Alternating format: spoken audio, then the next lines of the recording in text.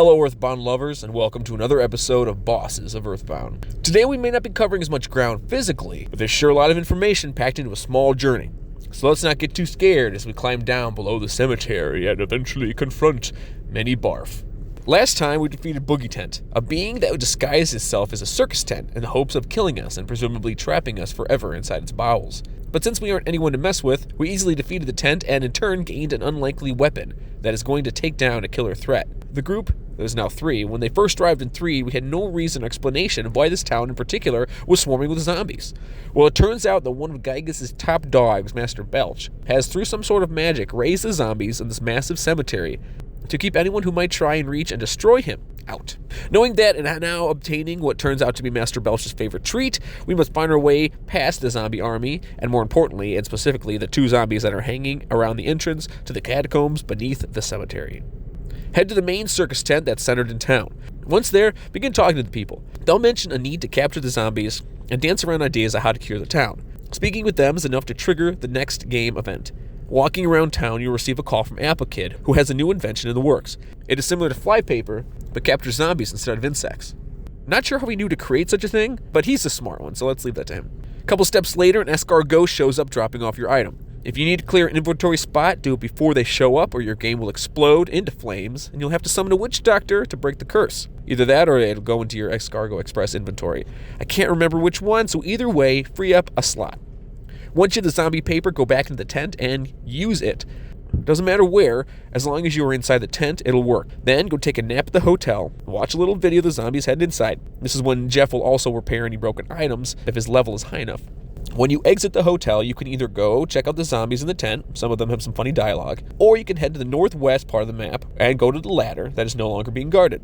Note that there are still enemies that can hurt you. It doesn't really make sense. All the zombies were brought to the tent, but there are still, overworld zombie enemies and all that. Once you descend the ladder, you are in the dungeon of Mini Barf. There's a series of rooms coming up that have a variety of zombie enemies, some you've seen on the surface.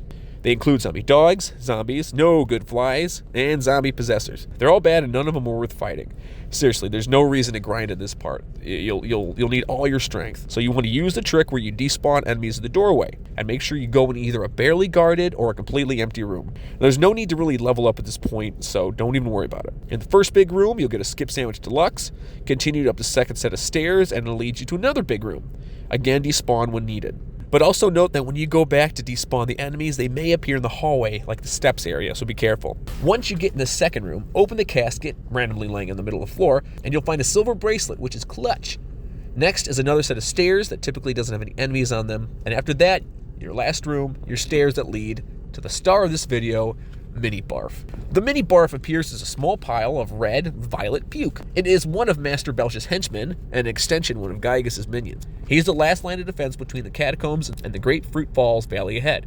The slimy monster almost mistakes Ness and his company for allies due to the jar of fly honey, but then discovers that they are Belch's mortal enemies and attacks them. His dialogue is, "Did you have the fly honey?" Okay. "Did you have some fly honey? I consider you a friend. But actually, you're just a commoner. I am a mortal enemy of your kind." What do you think? Does that sound that good? During the battle, its most annoying attack is Stinky Breath, which can inflict an entire party with uncontrollable crying. The Mini Barf can also immobilize a target with mucus or lower their stats with a terrible odor. PSI Fire is the best weapon against it. The fight isn't that difficult, but it can take time if you keep missing due to the Mini Barf's attack, like the uncontrollable crying.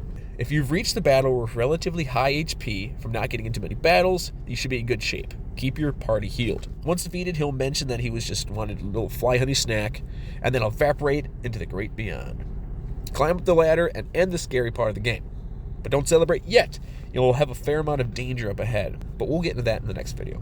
And there you have it. A very minor, almost unthought about boss, but a necessary one and a nice little boost of experience points. Next time we will have to answer to Papa Bear, whom was one of Gygas' biggest baddies. He stinks, he's slimy, he's literal vomit. It's Master Belch. Alright, thanks guys for watching. Bit of a shorter episode, but that's okay. Next week we'll have a long one.